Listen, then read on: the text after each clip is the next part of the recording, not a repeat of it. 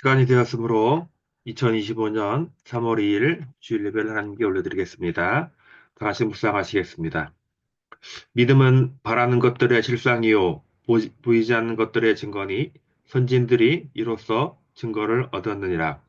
믿음으로 모든 세계가 하나님의 말씀으로 지어진 줄을 우리가 아나니 보이는 것은 나타낸 것으로 말미암아 된 것이 아니니라. 하나님이 없이는 믿음이 없이는 하나님을 기쁘게 하지 못하나니 하나님께 나아가는 자는 반드시 그가 계신 것과 또한 그가 자기를 찾는 자들에게 상 주시는 이심을 믿어야 할지니라. 아멘. 하나님 감사드립니다. 3월의 첫 주를 하나님께 올려드리게 됨을 진심으로 감사드립니다. 이 시간 드려진 예배 가운데 함께해 주시옵시고 영과 진리로 온전히 드려진 예배 가운데 하나님의 은혜가 우리가 임하시고 우리가 하나님 자녀인 것과 하나님 우리 아버지 됨을 기억하며 우리의 일상이 하나님께 감사하는 예배 될 수 있도록 인도하옵소서. 모든 순서 아버지가 맡겨드리오며 예수님의 이름으로 기원합나이다. 아멘. 다 같이 신앙 고백하시겠습니다. 하나님은 영이시니 예배하는 자가 영과 진리로 예배할지니라. 아멘. 찬송가 24장을 함께 찬송하시겠습니다. 왕 되신 주 다 찬양하여라.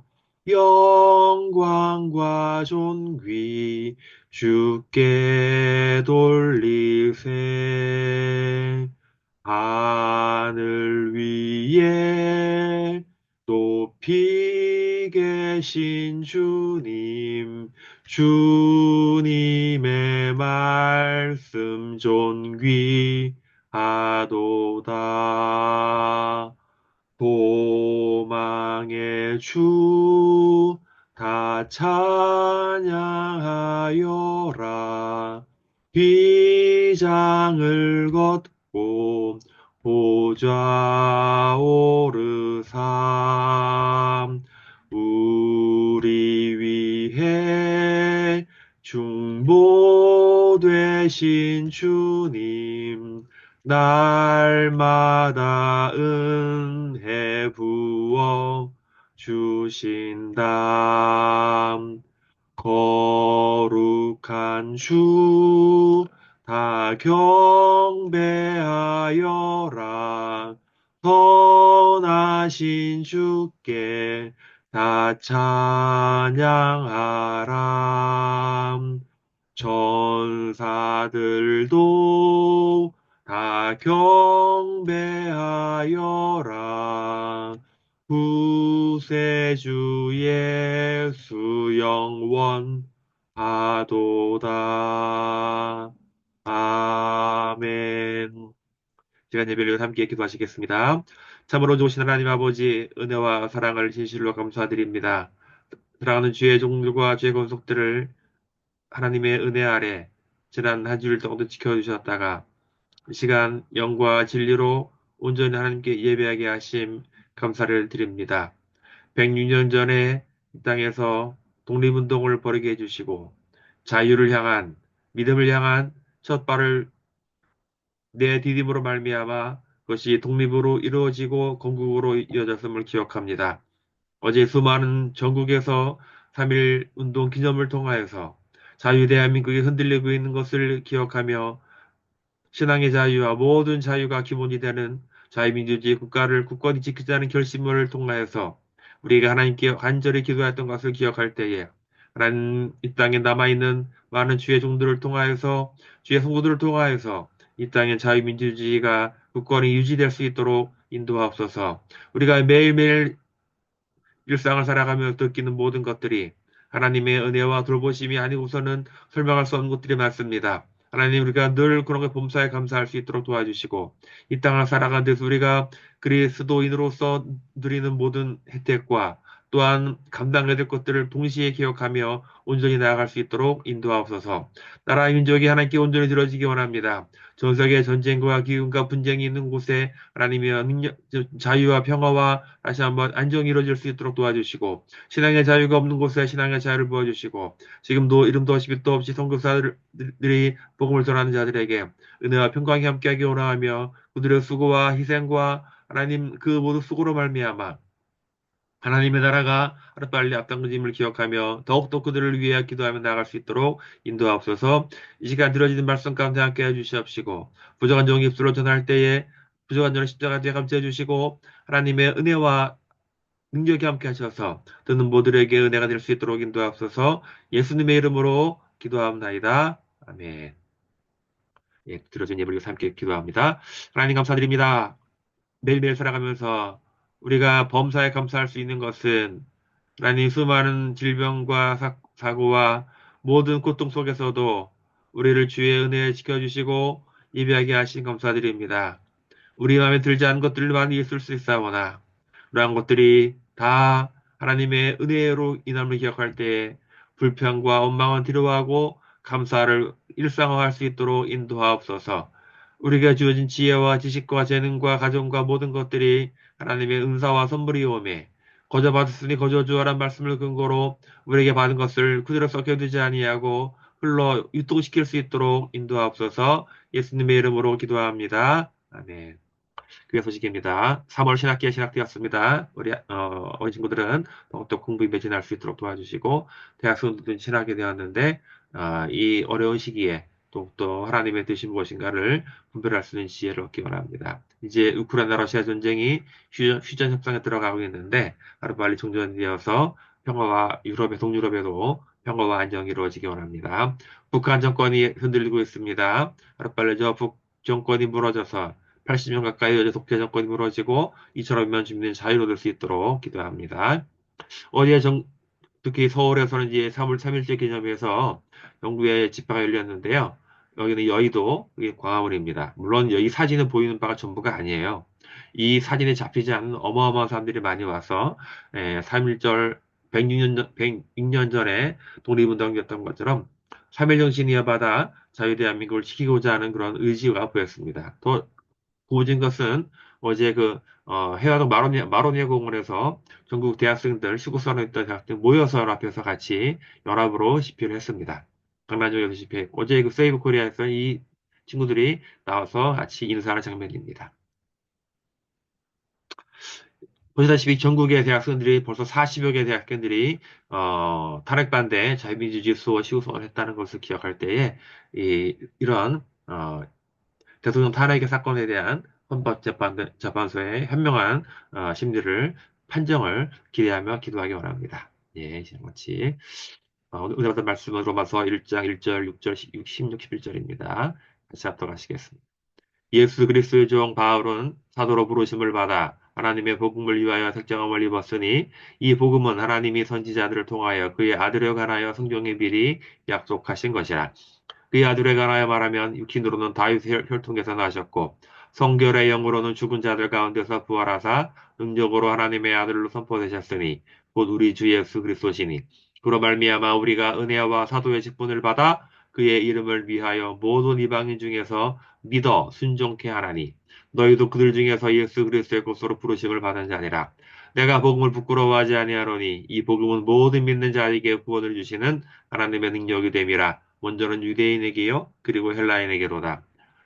복음에는 하나님의 의가 나타나서 믿음으로 믿음에 이르게 하나니 기록된 바 오직 의는 믿음으로 말미암아 살리라 함과 같으니라. 아멘. 오늘 로마서 네 번째 오직 의는 믿음으로 말미암아 살리라. 근데 부제로 죽었으나 말하는 언약도들라는 제목으로 함께 나누기 원합니다. 3월이 시작됐습니다. 시간이 정말 빨리 흘러가는데요.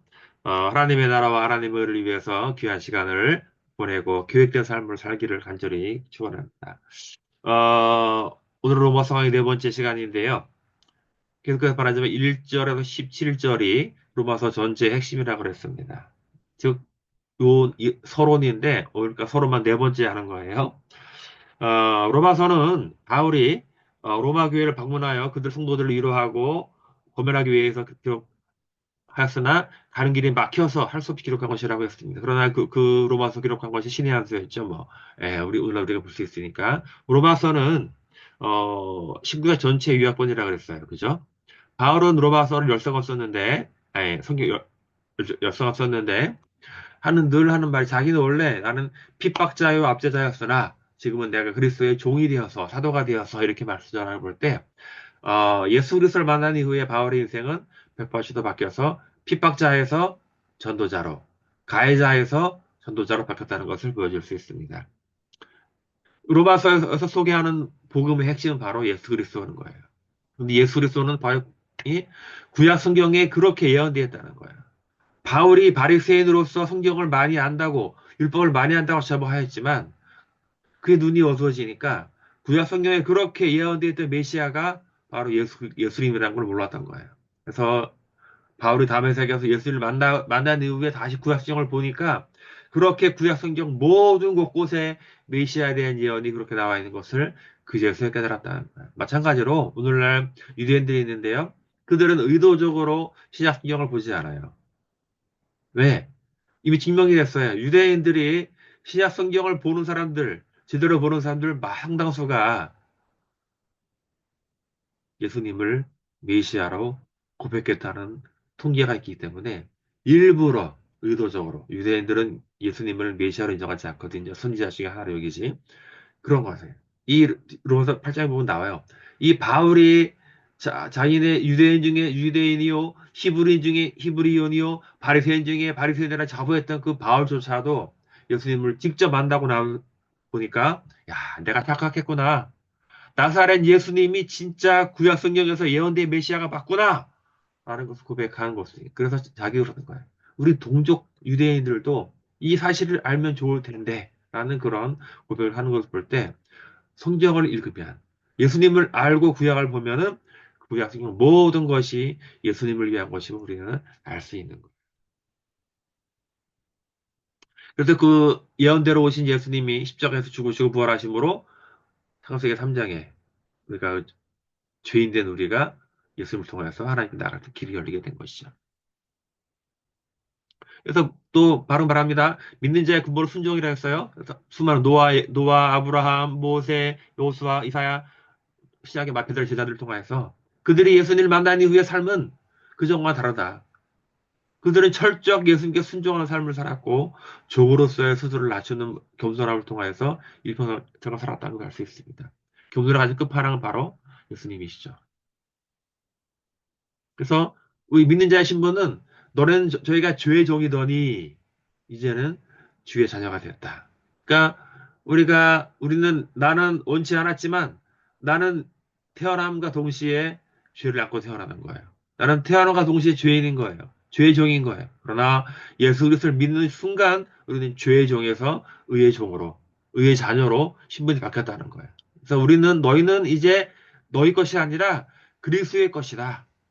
그렇게 부르심을 받은 자라고 했어요. 우리의 신분이 그렇게 갑자기 업그레이드가 된 거예요.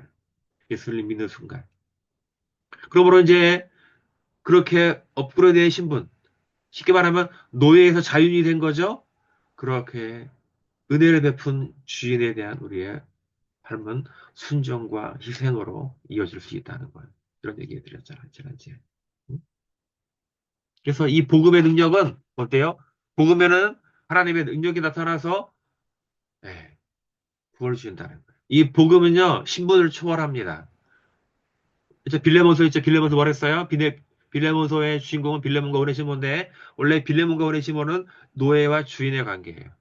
근데 바울이 전도경 중에 오네시모를 만났어요. 그가 그리스도를 복음을 믿고 변화받았어요. 근데 알고 보니까 이 오네시모가 사울도 알고 있는 빌레몬의 노예였던 거예요. 그래서 바울이 빌레몬에게 편지 씁니다. 내 친구 빌레몬이여. 자네의 종이었던 오네시모를 내가 만났네. 근데 내가 같이 그래서 그리스도 안 형제가 되었으니 혹시 오네시모가 당신의 지은 모든 죄를 용서해 주게. 그래서 그리스도 안에서 빌레몬과 오네시모가 화해했다는 겁니다. 근데 이러한 예들이 실제로 우리에게 있었어요. 자, 구한 말에 조선에 복음이 들어왔어요. 전북 김제에 뭐가 있었냐면은 조섭삼이라는 부장이 있었어요. 양반이죠. 근데 조섭삼이 선교사의 전도를 받고 기독교에 되었어요. 자기의 집을 교회로 희생한 거예요. 열심히 섬겼어요. 근데 이 조수삼의 집에 머슴이 있었는데 그 이름이 바로 이자익이란 머슴이에요. 근데 보니까 이 이자익이 되게 똑똑한 거예요. 그래서 머슴을 교육을 시켰어요. 공부를 시켰어요. 나중에 이제 이 이자익이 또 그리스도인이 되어서 이, 같이 교회 섬기는데 시간이 많이 흘러서 이제 교회에서 장로를 세웁니다. 이제 선거를 했어요. 후보가 조덕삼과 이삭인 거예요. 참 말이 안 하죠. 근데 놀랍게도 이 교인들이 장로 선거를 하는데 조덕삼이 아니라 이삭이 장로가 된 거예요. 근데 더 놀라운 것은 이 조덕삼입니다. 한때 이삭의 주인이었던 이 조덕삼은 성도 앞에 나가서 이자의 장로님을 나는 축하하고 난 그분 섬기겠습니다. 하고 자기 자신의 모습이었던 자가 장로로 있던 교회에서 열심히 여기 그치지 아니하고 이자익을 평양신학교에 공부를 시켜요. 그래서 몇 년 후에 이자익이 다시 조덕삼 장로가 있는 금산교회 담임 목사로. 이것이 바로 그리스도 안에서 이 신문제를 초월했던 복음의 능력을 실제로 보여준 겁니다. 다시 한번 말씀드리겠습니다. 복음에는 하나님의 의가 나타나서 믿음에서 믿음에 이르게 하나니 오직 의인은 믿음으로 말미암아 살리라.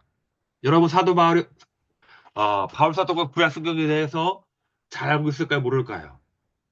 사도행전을 보면요. 바울은 바리새인 출신이에요. 바리새인들은 하는 일이 율법을 공부하고 연구하는 거예요. 구약 성경이죠. 잘합니다.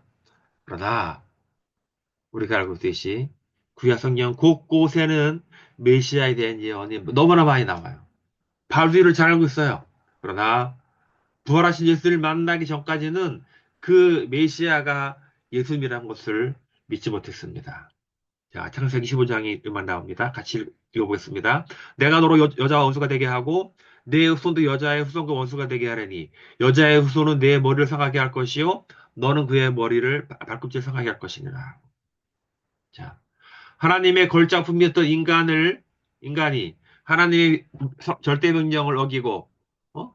선과 악을 알게 하는 다음 열매를 따먹고, 그는 죄를 범함으로써 하나님은 징계받았습니다. 그게 바로 사망이었죠. 그래서 또한 그런 인간을 유혹하여 범죄케 한 뱀, 즉 사탄도 하나님 징계받았는데요. 언젠가 여자의 후손이 뱀의 후손을 만나게 될 터인데 그때 여자의 후손이 뱀의 머리를 밟을 거다. 즉 그래서 여자의 후손 메시아로 오시는 메시아가 뱀을 성령 사탄의 머리를 밟음으로써 최후 승리를 얻게 된다는 거예요.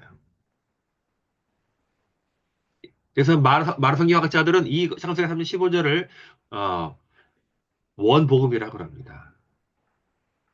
또 구약에는 메시아에 대해 가장 많이 나온 부분이 바로 어디냐면 이사야거든요. 같이 읽어보겠습니다. 자, 그러므로 주께서 친히 징조를 너에게 주실 것이라 보라 처녀가 잉태하여 아들을 낳을 것이요 그의 이름을 임마누엘이라 하리라.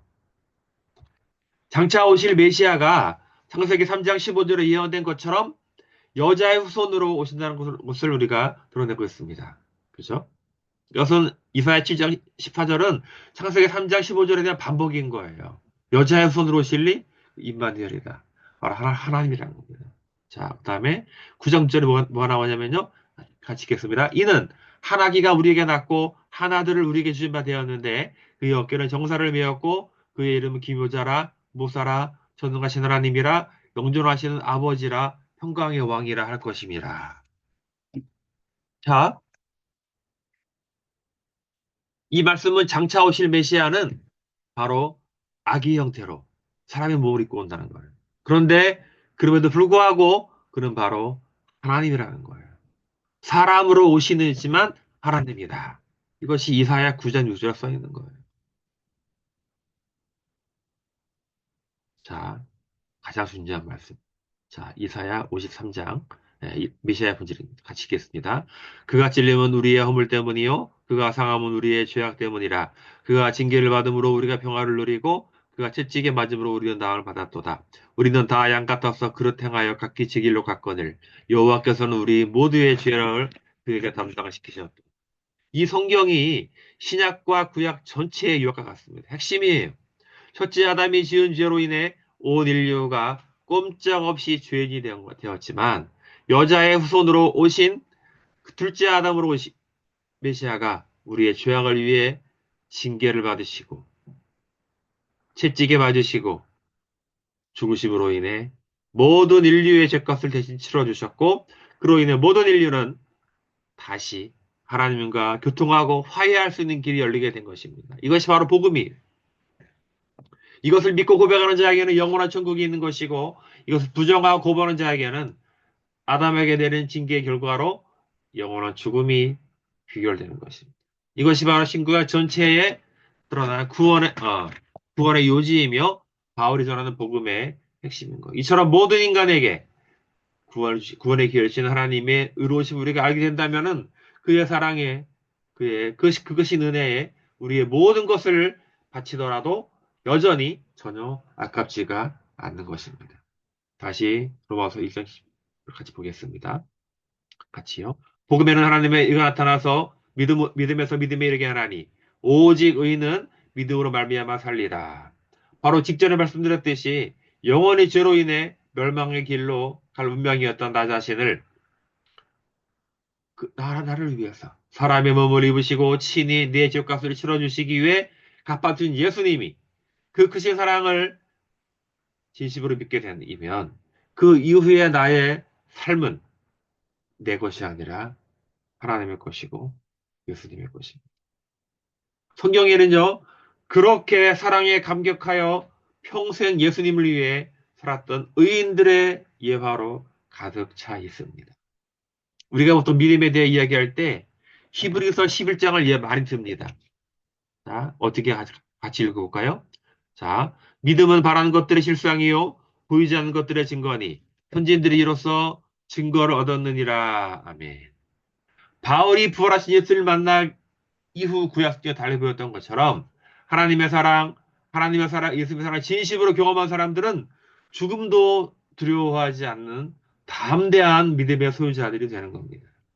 비록 이 땅에 초라하고 보일지라도 남들이 비웃더라도 내가 가는 길에 대한 확신이 있다면 그 모든 것이 아무렇지도 않게 여깁니다. 제가 지난번에 예시로 들었던 그 둘째 아들, 그 최춘수 목사님.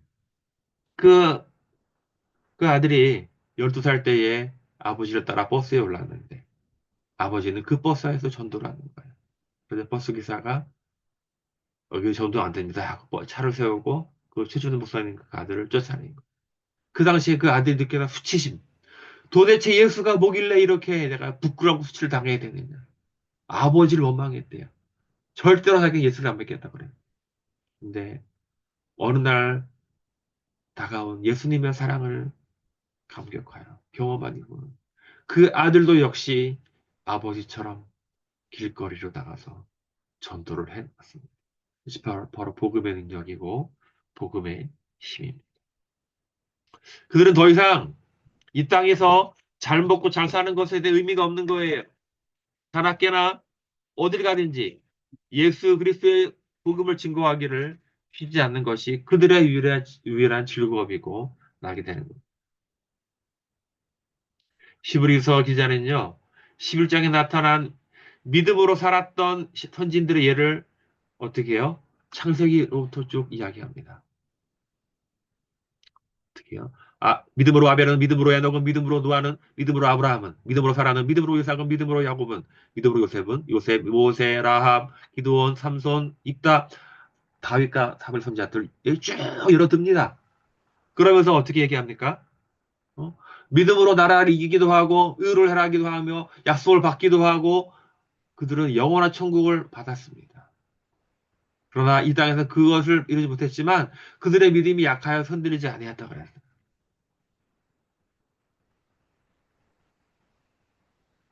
제가 히브리서 11장 읽으면서 느꼈던 것은 그 아브라함 얘기할 때예요.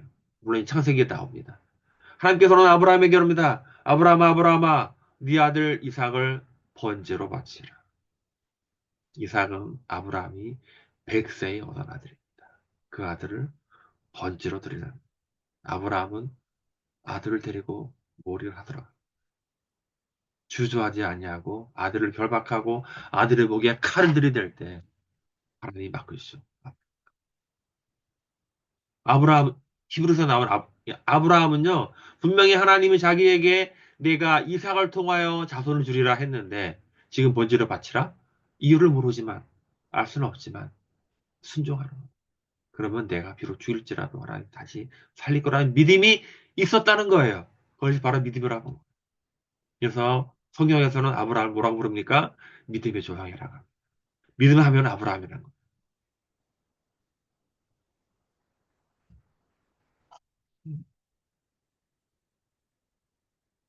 근데 히브리서가 이걸로 끝나지 않잖아요. 우리가 잘 알듯이 이런 좋고 아름다운 얘기만 나오는 것이 아니라 놀랍게도 히브리서는요 이런 말도 나와요. 같이 읽어보겠습니다. 또 어떤 이들은 조롱과 채찍질뿐 아니라 결박과 옥에같이 시련을 받았으며 돌로 치는 것과 도부로 켜는 것과 시험과 칼로 죽임을 당하고 양과 염소의 가죽을 입고 유리하여 궁핍과 환란과 학대를 받았으니 이런 사람들은 세상이 감당하지 못하느니라. 그들이 광야와 산과 토굴과 동굴 위에 유리하였느니라. 바로 직전까지 믿음으로 사는 승리의 삶을 살았던 많은 선지들의 예를 들었습니다. 그런데 갑자기 정반대의 예를 들은 조롱과 채찍질과 결박과 옥에 갇히는 것과 토백하는 것, 목베이는 유리하고 걸식하는 이런 도대체 왜 믿음으로 사는데 이러한 일이 있을 거라고 말합니까? 흔히들 예수 믿으면은 만사 형통 들어가도 복 나가도 복 다 잘 될 거야. 이런 좋은 얘기만 하는 것은 진짜 복음 얘기가 히브리서 이 지금 얘기 이 얘기까지 할 수 있어요. 이 얘기까지 내가 믿음으로 받아들일 수 있어야 그때서 진짜 온전하고 완전한 복음의 믿음의 길로 나아갈 수가 있는 겁니다. 로마서를 기록한 바울 사도를 비롯해 예수님의 열두 제자들과 그리고 초대교회 지도자들, 초기교회 신실한 성도들은 바로 이 땅에서 잘 먹고 잘 사는 것이야. 소아시아 성지순례 하다 보면요, 흔히 카타콤이라는 게 있어요. 이런 땅 지하 속에 어마어마한 도시 형태의 집들이 다 있어요. 여기 집도 있고 학교도 있고 교회도 있고 모두 거의 도시 수준의 설계가 이루어졌답니다. 그것이 계획된 지하 도시가 아닙니다. 자, 로마 시대에 로마는 기독교를 박해했어요. 로마는 종교에 관대해요. 단, 로마 황제를 신으로 인정하면은 나머지 종교는 다 인정한다. 그래서 그런 거야. 아이, 다 좋아. 그런데 로마 황제를 신으로 믿고, 그 다음에 너희 종교를 믿어. 근데 기독교인들은 그럴 수 없죠. 절대. 오직 우리의 주인은 로마 황제가 아니라 예수님이십니다. 이 고백 때문에 그들은 이 땅에 살 수가 없는 거예요. 모든 매매, 거래가 다 중지되는 거예요. 그들은 할 수 없이 땅 속으로 들어가서 불편하지만, 힘들지만, 고통스럽지만 믿음을 지키기 위해서 스스로 어려운 삶을 선택한 것입니다. 그런 사람들이 한 명, 두 명 들어가다 보니까 이 카타콤은 점차 확장이 되고 확장이 돼서 어느 카타콤은 최대 3만 명을 수용할 정도로 컸다는 거예요. 심지어 카타콤에 태어나서 카타콤에 죽는 일까지 있었다면 그들은 그들이 만약 예수님에 대한 신앙 고백만 철회했다면 얼마든지 양지에서 잘 먹고 잘 살 수 있었어요. 하지만 그들은 예수 그리스도를 위해서 그 모든 것을 버리고 포기했다는 거예요. 자, 이런 책이 나왔어요. 죽었으나 말하는 언약도들에 대한 책이 있습니다. 이 책은요, 17세기 스코틀랜드의 언약도들에 대한 책인데요. 그 당시 스코틀랜드는 영국의 지배받았거든요. 그 당시에 영국의 종교는 국교회, 지금 성공회인데, 성공회 책에는요, 영국의 왕이 성공회 전체의 대표인 거예요. 주교가 되는 거예요. 근데 스코틀랜드 언약도들은 장로교를 기반으로 한 개혁교회, 종교개혁의 개혁교회 중심의 성도들이에요. 그들은 예수 그리스도가 그들의 주인이고 교회의 머리고 왕인 거예요. 그렇게 고백하는 거예요. 그러자 그 당시에 찰스 왕은 이 언약도들을 박해하기 시작합니다. 자, 1638년 2월 28일 1200명의 스코틀랜드 언약 성도들이 그레이프라이어 교회 앞바닥에 모였습니다. 그들은 엄숙하게 오직 주 예수 그리스도만이 교회의 머리임을 선포한 이후에 대표 200여 명이 무슨 일이 있더라도 신앙을 지키겠다고 하나님과 맺는 언약서에 서명을 했습니다. 그래서 그들의 이름을 언약도라고 부르는. 찰스 왕은 이 언약도들이 언약을 조롱하는 목적으로 그들이 하나님과 언약을 어, 그 그레이프라이 교회에 감옥을 설치했는데 이 감옥이 바로 그 유명한 지붕 없는 감옥이에요. 살고 싶으면은 얼마든지 감옥을 담으려면 나오라는 거예요. 그 담도 되게 낮았어요. 그러나 그 감옥에서 언약도들은 스코틀랜드의 험악한 날씨에 차가운 비와 차가운 눈보라 속에서도 단 한 명도 감옥 밖으로 나오지 않았습니다. 언약도의 지도자들은 교인들을 내버리고 그들을 피신하지 않았어요. 찰스 왕이 교회 머리가 누구냐라고 질문했을 때, 예, 교회 머리는 영적으로는 예수님이지만 실제로는 왕이십니다라고 고백만 하면 얼마든지 그는 살 수 있었다고. 하지만 그들은 기꺼이 하나같이 교회의 머리는 예수 그리스도입니다라는 고백을 하고 기꺼이 교수형을 당했다는 것. 그들 총 127명이 공개 처형을 당했는데요. 자르기 여기입니다. 이 자리가 오작도 127명이 교수형을 당한 그 현장입니다. 그들은 주님 때문에 목이 잘렸고 목숨을 걸고 거룩한 교회와 양들을 지켰습니다. 1638년 이후에 약 50년간 박해에 약 18,000명의 언약도들이 순교를 당했습니다. 예, 말씀을 이제 맺으려고 합니다. 복음에는 하나님의 의가 나타나서 믿음에서 믿음에 이르게 합니다. 오직 의인은 믿음으로 말미암아 살 거라 했습니다. 이 세상, 이 땅에 믿음대로 살면은 고난과 박해와 불이익을 받습니다. 적당히 타협하면 지장이 없습니다. 그러나 우리가 예수님을 위해 일부 고난 자처할 필요는 없지만 그러나 예수를 믿는다는 것만으로 고난을 받을지라도 두려워하지 아니하고 많은 믿음의 선진들이처럼 오직 의인은 믿음으로 말미암아 산다는 것에 대한 담대히 나아갈 수 있기를 소망합니다. 믿음으로 사는 인생 아름답지 않습니까? 기도하겠습니다.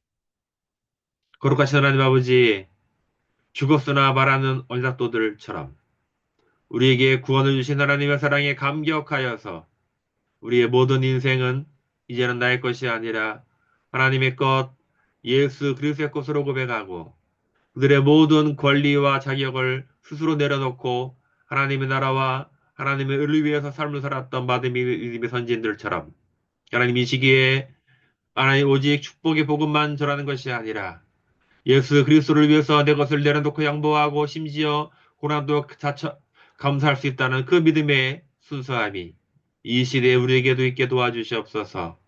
예수님의 이름으로 기도합니다. 아멘. 같이 찬송가 부르시고 축도로 마치겠습니다. 세상은 들리고 사람들은 변하여도 나는 주를 섬기리. 주님의 사랑은 영원히 변하지 않네. 나는 주를 신뢰해. 오직 믿음으로 내가 살리라. 오직 믿음으로 내가 살리라. 믿음은 들리고 사람들 주를 떠나도 나는 주를 섬기리. 주님의 나라는 영원히 쇠하지 않네. 나는 주를 신뢰해. 오직 믿음으로 내가 살리라. 오직 믿음으로 내가 살리라. 오직 의인은 믿음으로 말미암아 살리라. 오직 의인은 믿음으로 말미암아 살리라.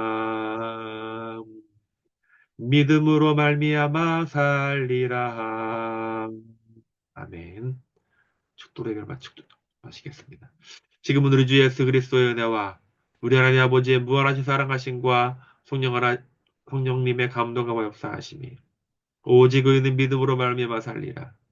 죽었으나 말한 언약도들처럼 우리의 모든 것들을 하나님의 나라와 하나님을 이루기 위해서 내려놓고 헌신하는 오늘 다시 말하는 모두에게 지금부터 영원토록 함께 하시기를 간절히 축원하옵나이다.